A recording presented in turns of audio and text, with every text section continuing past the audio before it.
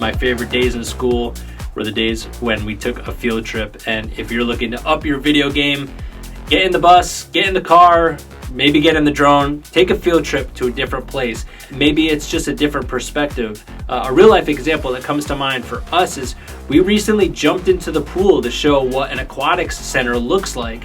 And this is actually a great example of producing for a target audience within a group of audience members. So you have kids that are learning how to swim at this center every day, but most times the parents probably aren't in the pool. So we grabbed a GoPro, went underwater, showed parents and potential clients what it looks like to be in a group exercise and to learn how to swim at this facility. So whether your field trip is literally going on the road and visiting a supplier to do a cross promotion or a similar business, whether it's land, air, or sea, giving a different perspective and taking a field trip, that's a great catalyst to get a video going in a professional way for your video marketing.